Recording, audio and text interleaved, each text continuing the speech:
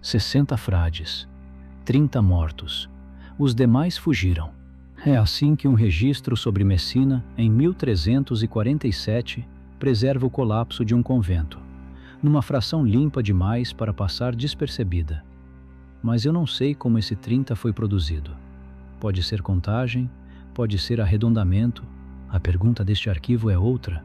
O que exatamente essa metade está registrando? Mortalidade, memória ou o instante em que uma comunidade deixou de ficar? Antes de procurar mistério, preciso reduzir o caso ao que realmente tenho.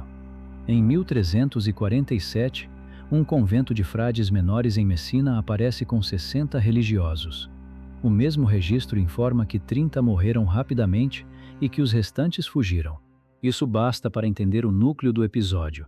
O resto não está documentado aqui com a mesma precisão. Eu não tenho nomes, sequência individual das mortes, nem uma lista que mostre o número avançando de 1 até 30. Também não tenho neste material o momento exato em que a decisão de partir foi tomada. A forma mais simples de ler o episódio continua sendo a melhor. Uma comunidade fechada foi atingida com força e parte dela escapou. Não há nada de anômalo nisso. O que chama a atenção é a forma do relato. Ele não preserva uma curva, preserva dois totais e uma ação: 60, 30, fuga. E quando um acontecimento inteiro chega comprimido assim, a primeira coisa que preciso investigar não é o número. É como ele ganhou essa aparência de exatidão. Existe uma explicação que resolve a metade sem qualquer anomalia. Ela pode ser apenas a forma como um cronista resumiu uma perda enorme. 30 de 60 é uma fração fácil de guardar, copiar e repetir. Existe outra possibilidade igualmente simples.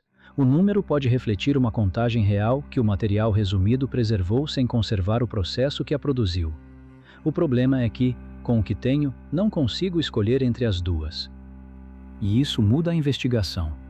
Se eu não sei como 30 nasceu, não posso transformar a limpeza da fração em evidência. A metade, sozinha, não prova nada. O que permanece observável é a ordem que o registro preserva. Uma comunidade de 60, 30 mortes rápidas, depois a fuga dos demais. Essa sequência pode ser puramente narrativa, alguém resumindo o episódio depois que tudo terminou, mas ela também pode estar preservando uma relação real entre perda e abandono. Repare na diferença. Eu não estou dizendo que o 30º morto acionou a fuga. Não tenho esse dado.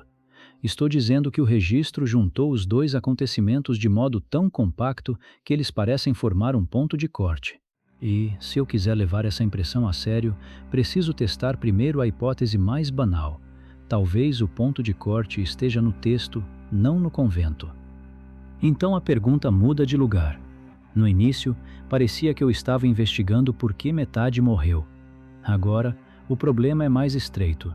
Por que a metade e a fuga chegam juntas até nós? Se 30 for arredondamento, a resposta pode estar inteira na escrita.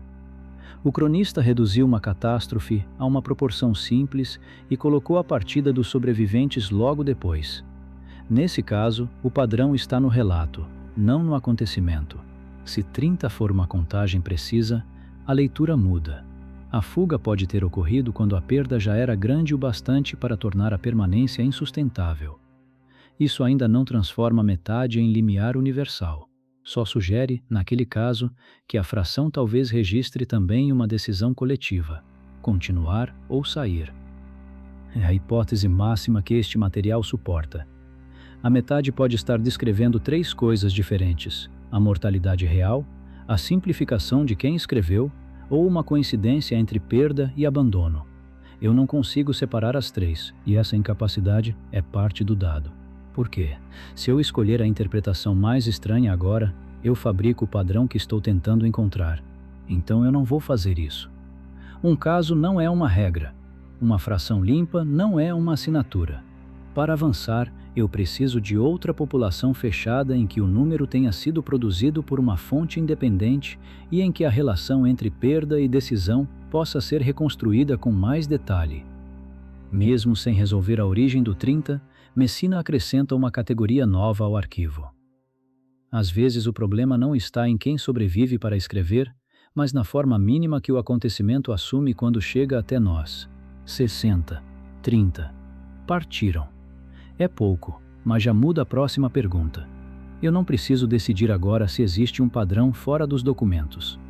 Preciso descobrir se fontes independentes começam a preservar o mesmo tipo de relação. Uma população conhecida, uma perda expressa numa fração limpa e uma decisão registrada logo depois. Se isso não reaparecer, Messina termina aqui.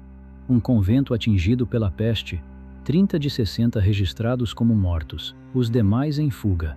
Se reaparecer, a comparação precisa começar pelas fontes, não pelos números.